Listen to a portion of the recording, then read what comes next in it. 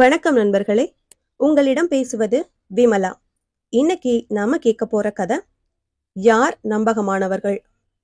நாட்டை ஆளும் அரசன் ஒருவனிடத்தில் அந்த நாட்டின் சிற்பி 4 பொம்மைகளை கொண்டு வந்து தருகிறார். அரசர் கோபமாக, நான் என்ன சின்ன குழந்தையா, இதை வைத்து விளையாடுவதற்கு என்று கேட்கிறார். சிற்பி, இல்லை அரசே, இது நம் வருங்கால ராஜாவுக்கு, அதாவது நம் இளவரசருக்கு என்கிறார். இந்த பொம்மைகள் சில விசேஷங்கள் உண்டு. 4 பொம்மைகளின் ஒரு பக்க காதிலும் ஓட்டை இருக்கிறது, பாருங்கள் என்கிறார். அரசன், இதில் என்ன விஷயம் இருக்கிறது என்கிறார். முதல் பொம்மையை அரசனிடம் கொடுக்கிறார் சிற்பி. கூடவே ஒரு மெல்லிய சங்கிலியையும் கொடுத்து அதன் காதில் இருக்கும் ஓட்டையில் விட சொல்கிறார். சங்கிலி மறுபக்க காதின் வழியே வருகிறது. சிற்பி, மனிதர்களில் சிலர் நாம் எதை சொன்னாலும் இப்படிதான் இந்த காதில் வாங்கி அந்த காதின் வழியே அனுப்பி விடுவார்கள் என்கிறார். 2வது பொம்மையை கொடுத்து அதையே திருப்பி செய்ய சொல்கிறார். இந்த பொம்மையில் சங்கிலி வாய் வழியே வருகிறது.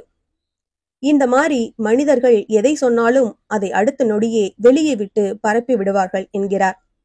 பிறகு 3வது பொம்மையை கொடுத்து மீண்டும் அதையே செய்ய சொல்கிறார். இதில் சங்கிலி வெளியே வரவில்லை.